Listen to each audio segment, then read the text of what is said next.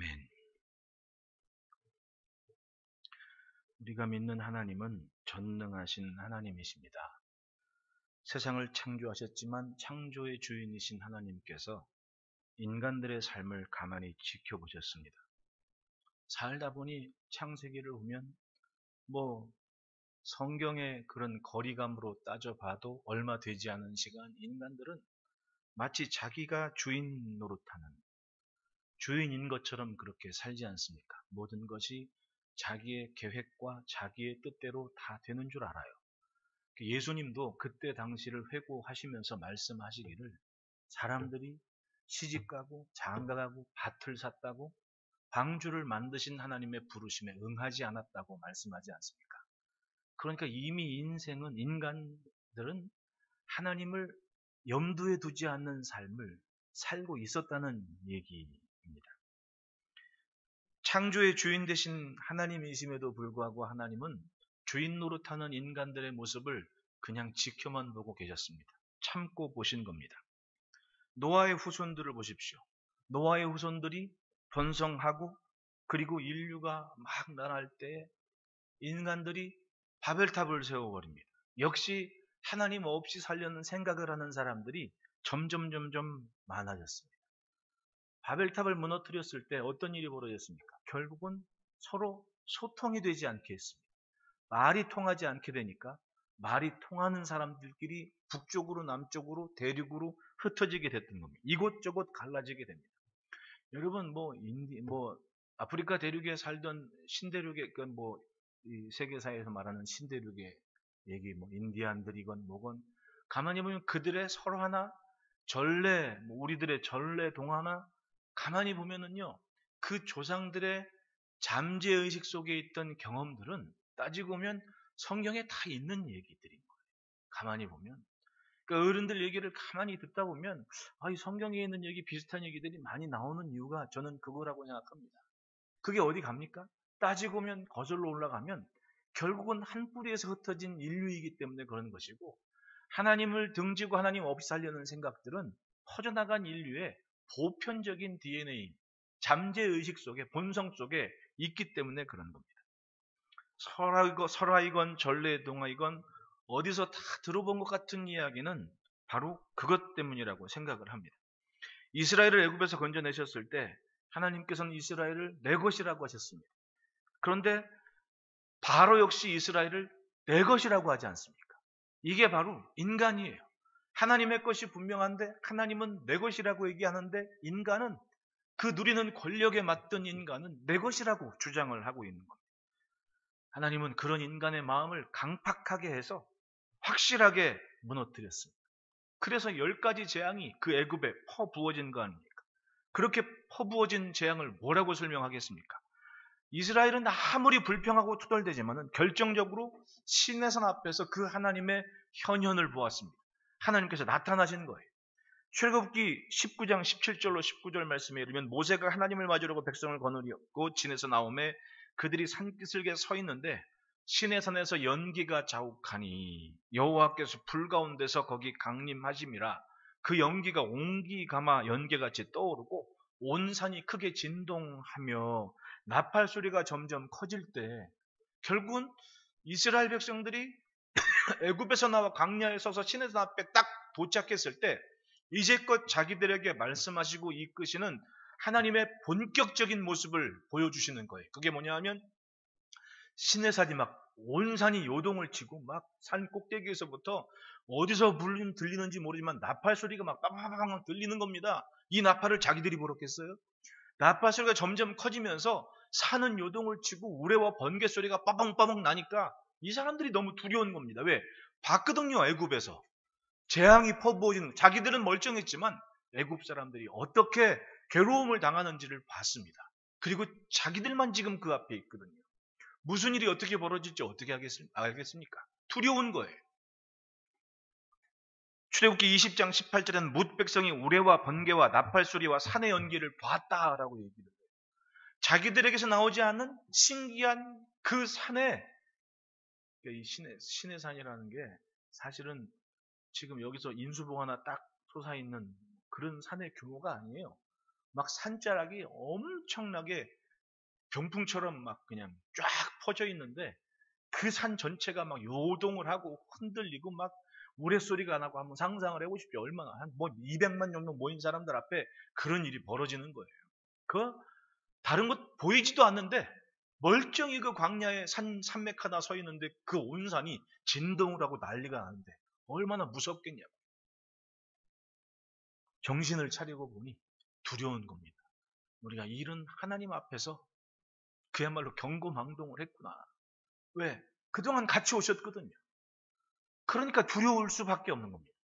모세에게 당신 뜻대로 다 할 테니까 말씀 듣고 와서 우리에게 전하기만 하십시오. 우리가 다 준행할 겁니다.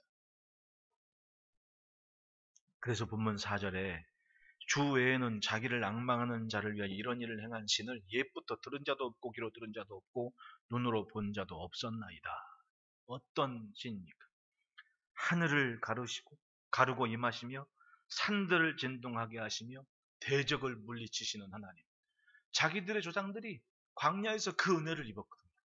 바로 왕의 군대가 쫓아온다고 그거 두려워 떨고 있을 때 난데없이 하나님이 불기둥으로 뒤로 가셔가지고는 캄캄한 밤에도 접근하지 못하게 하셨고 구름 기둥으로 낮에는 가려서 앞을 분간할 수 없게 해서 그 애굽의 병거들이 전혀 이스라엘진에 다가오지 못하도록 하나님께서 그렇게 하셨습니다. 굉장한 일을 본 거예요. 하나님은 전능하신 하나님이셨습니다. 그것이 바로 출애굽의 기적이었습니다. 당하는 애굽이나 바라보는 이스라엘이나 그 역사를 어떻게 잊을 수가 있습니까? 그러니까 지금까지도 6월절에는 하나님께서 말씀하신 그것을 고스란히 전통 삼아서 그걸 가르치고 또 가르치는 거 아니에요. 언제까지? 그 자식이 정말 자기 스스로가 그 역사에 기록된 하나님을 인정하고 믿을 만큼 계속해서 반복하고 그러니까 늘 어릴 적부터 잘하니까 어떻게 했겠냐. 여러분 성경을 읽어도 모를 때가 있는가 하면 듣기만 해도 마치 한 편의 영화처럼 쫙 나올 때가 있어요. 제가 스테반 집사님의 그 사도행전 7장의 설교를 중요하게 생각하는 이유가 그겁니다. 얼마나 들었으면 아브라함에서부터 예수님 오시기까지 그걸 일목요연하게 단 한 페이지로 설명을 해야 되냐고. 안 그래요, 여러분? 그건 대대로 아버지, 할아버지로부터 듣고 또 들으니까 그게 고백이 되는 거예요. 끊긴 것 같은 하나님의 구원의 역사가 예수님을 통해 완성되었다는 것을 믿게 됐다는 얘기입니다. 들은 것이 없었으면 어떻게 가능하겠습니까? 하나님께서 강림하시기 전에 누구도 애굽을 그렇게 가볍게 보지를 못했습니다. 그런데 하나님은 애굽을 가볍게 여겼습니다. 애굽이 신처럼 떠받치는 그런 미물들을 하나님의 말씀 한마디로 그렇게 떠받치고 있는 애굽 사람들에게 재앙을 가져오는 것을 확실하게 하나님께서 하셨습니다. 어떻게? 모세에게 대언하라 하고는 말씀대로 순종하는 모세를 통해 그 모습이 나타나게 했다는 말. 그러니 애굽 사람들은 얼마나 무서웠겠습니까? 그런데 가나안 땅에서 보십시오. 하나님은 마치 세상의 다른 신들에 비해 아무것도 아닌 것처럼 그렇게 생각하기를 시작했습니다. 뭐 때문에? 자기들이 누리는 것 때문에. 자기들에게 생각하기에 가져오는 그 문화들 때문에 자신들의 조상들과 자신들이 그렇게 믿어왔던 하나님을 마치 없는 것처럼 생각하기를 시작했습니다. 그리고 마치 건물로 생각합니다. 가만히 보니 예루살렘 성전보다 이방인들 다메섹에 갔더니 훨씬 더 좋은 신전이 있는데 그걸 말로 어떻게 표현하겠습니까? 가령 지금 아테네 신전과 예루살렘 성전을 한번 비교를 해보시오. 사진을 놓고 비교해봐도 아테네 신전들은 규모가 어마무시합니다. 대단합니다. 그런데 성전은 성소라고 딱 세워진 것은 불과 우리 예배당보다 조금 크면 컸지 그렇게 대단한 규모가 아니었거든요.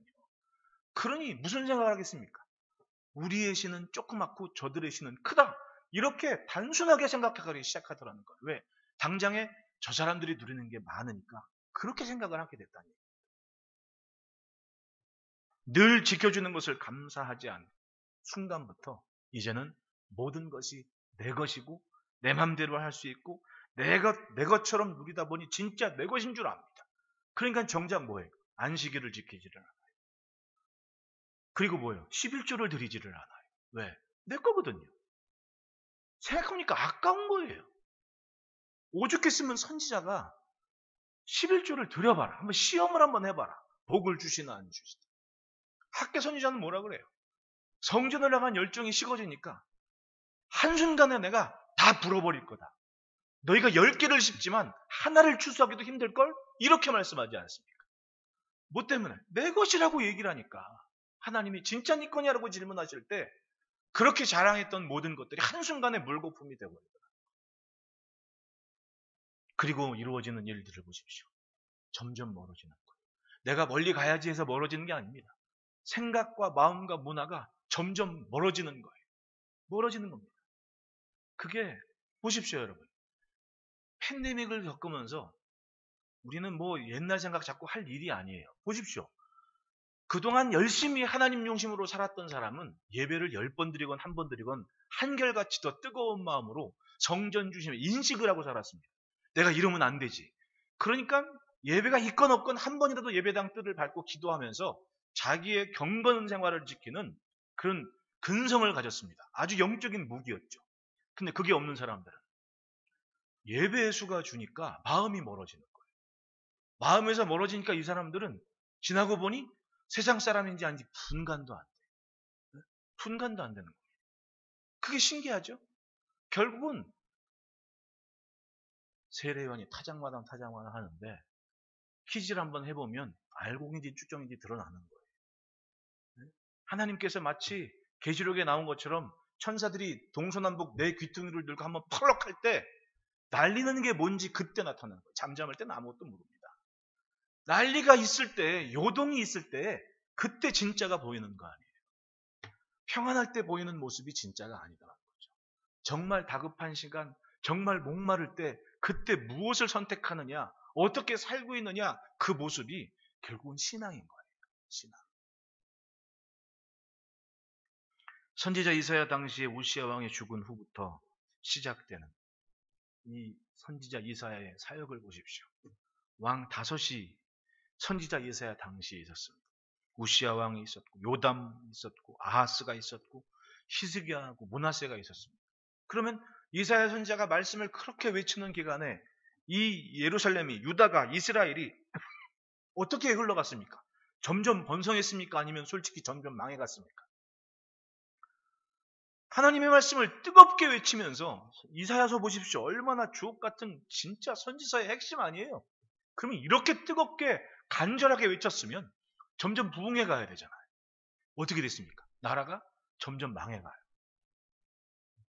웃기죠? 점점 망해가는 거예요. 그러니까 쉽게 말하면 잘 살고 형통할 때는 굳이 뭐 길게 말할 필요가 없어요. 제가 이삭을 그렇게 부러워하는 이유가 바로 그겁니다. 어쩜 그렇게 순탄하게 문제없이 그렇게 좀 모자란 듯 하는데 할 건 다 하면서 살았잖아요. 뭐 굳이 기록할 것도 없습니다. 그러니까 짧게 지나가요. 근데 야곱은 파란만장했죠. 선지자 보십시오. 그렇게 강력하게 이사야 선지자고 예레미야, 에스겔 선지자까지 우리가 대선지서라고 얘기를 해요. 강력하게 외치는데 나라가 잘 됐습니까? 그러니까 흥했습니까? 망했습니까? 망해가잖아요. 참 이게 뭐라고 설명을 해야 되는 거예요 도대체? 뭐 때문에 그런 겁니까? 이사야 선지자 당시에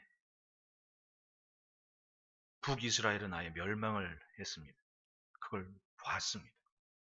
문제는 그럼에도 불구하고 사태의 심각성을 남아있는 사람들이 모르더라는 거예요. 그게 문제인 거예요. 사태의 심각성을 남겨진 사람들이 몰라요. 그게 문제인 거예요. 오늘 숨 쉬고 있다고 내일도 숨 쉴 줄 알고 있는 거예요. 그게 문제인 거죠. 보십시오. 지금 우리의 눈으로 보기에 앞으로 살기가 어렵습니까? 쉽습니까?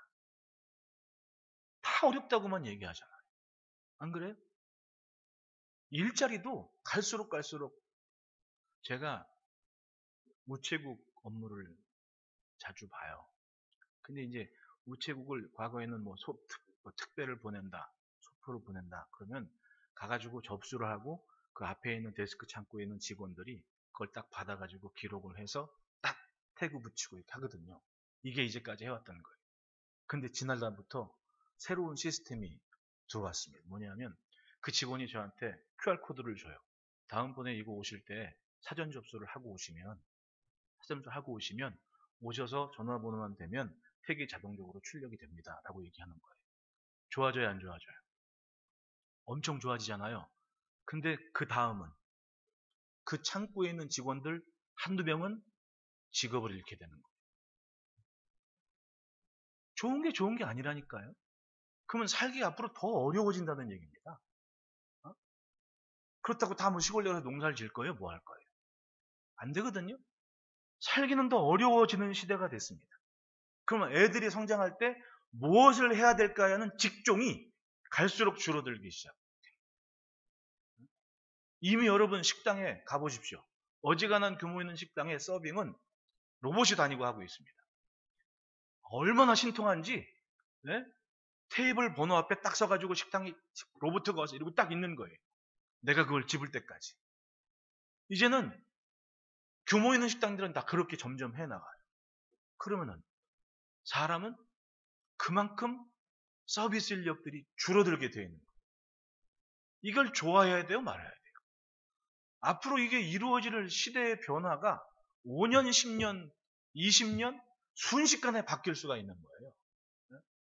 제가 우리 권사님들을 대단하게 생각하는 게 우리 권사님들 카톡들 다 하고 계시잖아요. 이건 엄청난 문화의 영향을 즐기면서 하고 있는 거거든요, 사실은. 근데 이거에 아예 관심이 없는 사람. 그건 완전히 도태가 돼버리는 거야. 은행 업무건 뭐건 할 수 없을 수도 있다는 얘기 아닙니까? 네? SF 공상과학 만화에서 나오는 일이 현실이 돼버린 거예요. 그러면 인류는 그걸 할 수 있는 사람과 할 수 없는 사람이 갈라지게 돼요. 그 나중에 공해 문제나 이런 범죄 문제나 그 시스템과 문화를 잘 따라가는 사람들은 엘빈 토플러나 스티븐 호킹이 얘기한 것처럼 저 우주에다가 성을 하나 만들고 다 거기 가서 사는 거예요. 왜? 여긴 너무 공기가 안 좋아가지고 범죄도 많아지니까 못 따라가는 사람은 여기 사는 거지. 이게 영화에 나오는 시나리오인데 여러분 한번 과거를 이제까지 내가 살던 시점에서 과거를 한번 돌아보십시오. 영화에서 다뤘던 그런 이슈들이 현실화되지 않은 게 뭐가 있는지 까지고 보면 앞으로 그렇게 되는 일들이 점점 다가오고 있는 얘기인데 심각해지는 거거든요. 그렇게 따지면 앞으로 내가 있을지 없는지를 모르지만은 내 자식들은 있을 거 아니에요. 그러면 엄청나게 심각한데 지금 기도해요, 안 해요? 지금 내가 하나님께서 귀하게 여기시는 것을 그만큼 간절하게 붙잡아요, 안 붙잡아요?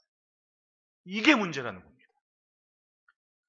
앞으로 시대는 정말 암울해지고 발전을 하면 할수록 하나님께로부터 멀어지는 게 기정사실인데 그러면 지금 내가 어제보다 더 하나님께서 귀하게 여기시는 것을 귀하게 여기고 있다면 그러면 돼요. 괜찮아요. 폭풍이 오고 태풍이 쳐도 끄떡없습니다. 왜? 그 하나님께서 정말 귀하게 여기는 것을 귀하게 여기면 살고 있으니까. 그런데 그게 없으면 이거 되는 거잖아요. 이스라엘인데 하나님이 갑자기 다 흩어버리시는 재앙에 그냥 노출되게 돼버려요. 바람이 불 때 이리로 들어와라 하고 가려주는 하나님이 바람이 부는데 그냥 내버려두는 겁니다. 비가 들이치는데 고쳐주시지를 않는 거예요. 그것이 망한 이스라엘이고 무너지는 예루살렘 아닙니까? 더욱 간절하고 더 절실하고 진실하게 하나님을 찾아야 되는데 마치 믿음이 액세서리인 줄 알아요. 동네 여인네들 목걸이에 걸고 있는 십자가 그 액세서리인 줄 알고 내가 그냥 교회에 속하고만 있으면 되는 줄 알고 내가 아무 교회 다닌다고 그러면 다 한 줄 알고 그렇게 살아요. 과연 내 삶은 하나님께서 정말 귀하게 여기는 것 그리고 내가 입술로 고백한 것을 하나님 앞에 지키며 사는지는 반문하지를 않아요. 그게 두려워요. 여러분 다윗 왕 때 3년 동안 기근이 들었어요. 기근이 들었던 이유를 다윗이 기도를 했다 그래요. 그랬더니 하나님께서 기브온 사람들의 원한 억울한 일 당한 것 때문에 가만히 봤더니 기브온 사람들이 자신들의 조상들과 함께 약속한 것이 있습니다. 뭐냐 하면 비록 이방인이지만 하나님의 백성들과 함께 섞여서 그 안에서 은혜 누리며 살겠다고 약속을 했거든요. 근데 사울 왕이 왕 된 다음에 갑자기 좀 인기도 얻고 싶고 기브온 사람들이 보니까 자기 베냐민 지파 땅하고 유다 지파 땅 경계에서 교묘하게 자리하고 살고 있거든요. 어떻게 돼요? 왕이니까 군사를 끌고 가가지고는 멀쩡하게 다 학살을 해버립니다. 이 사람들은 하나님과 약속한 사람들인데 하나님은 그 약속 때문에 그 사람들을 잘 살게 했는데 대대로 어느 날 갑자기 지극히 인간적인 마음을 가지고 그 하나님께서 귀하게 여기시는 그 맹세와 약속을 가볍게 여기는 왕이 그걸 어겨버렸다는 얘기예요. 그랬더니 땅에 기근이 왔어요. 웃기죠? 하나님이 이 땅을 살피십니까? 안 살피십니까? 살피신다니까요. 정말 뜨겁게 주님을 사랑하고 주님을 존중하는 것을 지켜갈 때는 나라도 평안했습니다. 근데 그게 식으면 신기하게도 하나님께서 귀하게 여기는 것을 가볍게 여기는 순간 성경대로 하나님도 이 땅을 멸시할 수밖에 없는 거예요. 멀쩡히 잘 돌아가던 게 안 되는 거지. 그래서 무서운 거예요. 우리는 심각해져야 됩니다. 믿음만큼은 누가 뭐래도 내가 지킬 건 지킨다. 나 혼자 있어도 하나님께서 귀하게 여기는 것은 내가 지켜간다라는 그런 마음을 그런 믿음을 가져야죠. 남이 해주는 게 아닙니다. 내가 해야지. 선지자 이사야는 그런 마음을 가지고 기도를 했을 거예요. 눈으로 안 봤습니까? 보며 살았어요. 보며 살았습니다. 뭐 요담 왕도 봤고 아하스 왕, 천하의 악한 왕인데 속은 편했겠습니까? 하지만 그걸 알고 있는 게 중요한 거예요. 내가 알고 있는 만큼은 기도를 하죠. 붙잡아야죠. 누구를? 하나님을. 그래서 기도하는 거예요. 따라합시다. 주의 능력을 나타내소서. 1절 2절에 원하건대 주는 하늘을 가르고 강림하시고 주 앞에서 산들이 진동하기를 불이 섭을 사르면 불이 물을 끓임 같게 하사 주의 원수들이 주의 이름을 알게 하시며 이방 나라들로 주 앞에서 떨게 하옵소서. 즉 하나님의 능력을 나타내 달라고 기도를 하는 거예요. 나라는 엉망이고 시대는 엉망으로 무너져 가는 것 같은데 하나님이 가만히 계시지 마시고 정말 하나님의 하나님 되심을 좀 보여주십시오. 죄와 악이 관영에 가는데 왜 가만히 계십니까? 하나님 믿지 않는 이방인들이 저렇게 힘을 뻗어가는데 왜 하나님은 잠자코만 계십니까? 그것 때문에 하나님의 백성들이 불이익을 당하는 것이 너무 많고 참아내야 되고 인내해야 되고 의를 외쳐도 따르는 사람이 없는 이 현실이 답답하니까 차라리 하나님 확실하게 좀 보여주십시오. 하나님의 능력을 막 병자도 확 일어나고 막 우레소리와 번개소리처럼 나쁜 놈들한테 빵빵 때려가지고 증거 좀 나타내 주시고 권선징악이 분명하면 세상이 하나님을 알 것 같다 생각을 하는 거예요. 나쁜 놈이 분명한데 멀쩡히 잘 살고 있으니까 모든 사람이 나쁜 짓을 하지 않습니까? 그래도 되는 줄 알잖아요. 결국 이 기도는 세상을 향한 하나님의 심판의 외침인 겁니다. 구약 선지자들의 외침을 보십시오. 네, 세례 요한은 그 외침을 고스란히 외쳤습니다. 마태복음 3장 12절에 손에 키를 들고 자기의 타작마당을 정하게 하사 알곡은 모아 곡간에 들이고 쭉정이는 꺼지지 않은 불에 태우시리라. 심판의 타작마당을 기다리고 있었던 거예요. 언제부터? 네, 이스라엘이 유대 민족들이 여기저기 뿔뿔이 흩어지는 아픔 때부터 그걸 기다리고 또 기다렸던 겁니다. 하나님 제대로 좀 심판을 하셔서 회복시켜달라고, 고쳐달라고. 예수님이 오셨을 때 세례 요한은 질문을 합니다. 오실 그이가 당신이니까 아니면 우리가 다른 일을 기다려야 합니까? 예수님이 오셨는데 진짜로 막 타작마당 베풀어지고 막 불이 타면서 뭔가 대단한 변화가 있어야 되는데 막 병자를 고치시고 말씀만 전하시고 진짜 성령의 볼로 뭔가 굉장한 역사가 팍팍 일어나야 되는데 그런데 가만히 보니 주님은 바로 그 일을 하고 계셨던 거예요. 무뎌진 심령을 깨우시고 진짜 하나님의 역사가 무엇인지 오죽했으면 삭개오는 뭐라고 말도 안 했는데 스스로가 변화된 모습으로 무너져서 자신의 삶을 새롭게 했겠습니까? 이것이 바로 불로 태우시고 알곡을 걷어들이시는 주님의 타작마당이었던 거예요. 그러므로 여러분, 예언의 성취는 하나님의 시간입니다. 하나님께서 하시겠다는 것은 반드시 하십니다. 하나님이 하시려는 일은 세상이 어떠해도 반드시 나타납니다. 분명한 것은 하나님을 기다리는 사람, 믿음을 품은 사람들이 있으면 바로 그 땅에 그 자리에 하나님께서 나타나신다는 거예요. 그 일이 이루어지는 것을 보게 하시죠. 3절에 주께서 강림하셔 우리가 생각하지 못한 두려운 일을 행하시던 그때 산들이 주 앞에서 진동하였사오니 주 외에는 자기를 앙망하는 자를 위하여 이런 일을 행한 신을 예쁘도 들은 자도 없고 귀로 들은 자도 없고 눈으로 본 자도 없었나이다. 예루살렘의 멸망을 보았던 세대가 그것을 견뎌내는 상상을 한번 해보십시오. 이 사람들은 나라가 무너지고 포로로 잡혀가면서 얼마나 하나님의 시간을 기다렸겠습니까? 따지고 보면 어려서 몰랐을 수도 있어요. 다니엘서는 바로 그 모습을 얘기하지 않습니까? 10대에 사로잡혀간 소년 다니엘이 기껏해야 들은 게 하나님 예레미야 선지자의 말씀일 텐데 10살 때 들은 하나님의 말씀이 기억하면 얼마나 좋겠습니까? 그런데 사춘기전하고 성장하고 바벨론을 살아내면서 말듯한데 어느 날 원숙한 신앙인이 돼서 예레미야서를 딱 읽다 보니까 자기가 어릴 적에 외쳤던 예레미야 선지자의 말씀이 그때 비로소 부딪히는데 그게 딱 포로로 잡힌 지 70년이 되는 때 아닙니까? 그래서 기도했다 그래요. 사람 사는 거예요. 완벽한 사람 하나도 없습니다. 뒤늦게 하나님을 붙잡고 기도했더니 하나님은 그곳에서 굉장한 변화의 역사가 있게 해서 기어이 다니엘로 하여금 고레스를 만나게 되는 기회를 주지 않습니까? 백발이 성성한 노인이 돼서 고레스를 만나는 장면을 한번 생각해 보시라고. 얼마나 멋지신 하나님입니까? 그러니까 노아의 때건 엘리야의 때건 하나님께서 전적으로 하나님을 나타내실 때가 있습니다. 어떤 사람들 때문에 여전히 믿고 하나님을 존중하는 삶을 지키는 사람들 때문에 하나님이 능력을 나타나실 때가 있다는 거예요. 세상 흔들리고 사람 변한다 할지라도 두려워 말고 우리는 믿음을 지켜갑시다.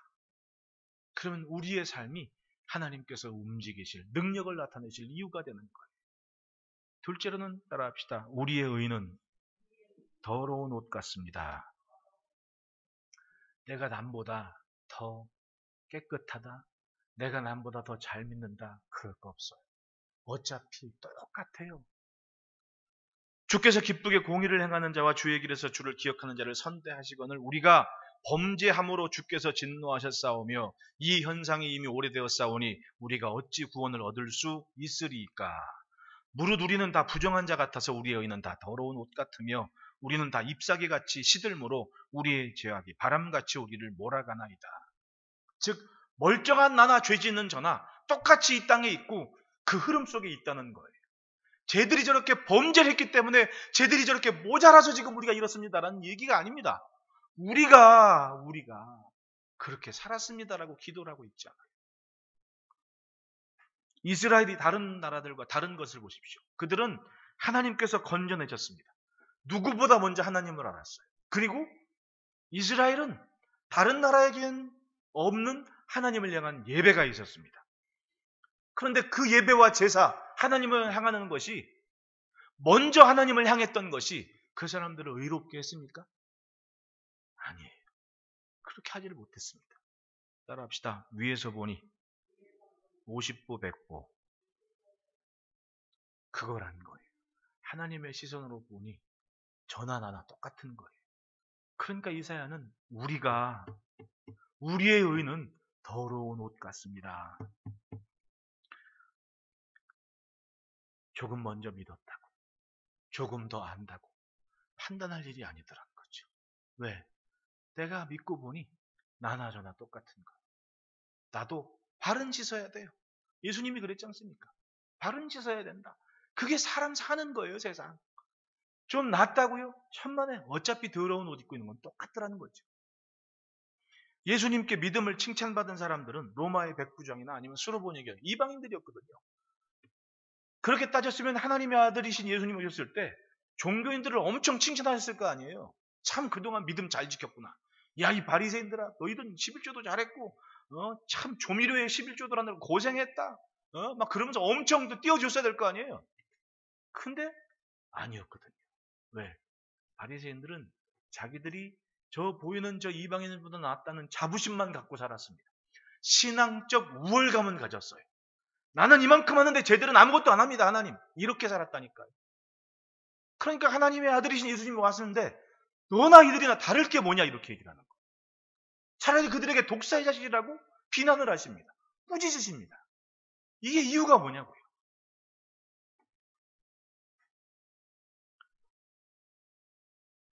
주의 이름을 부르는 자가 없으며 스스로 분별하여 주를 붙잡는 자가 없사오니 이는 주께서 우리에게 얼굴을 숨기시며 우리의 죄악으로 말미암아 우리가 소멸되게 하셨습니다.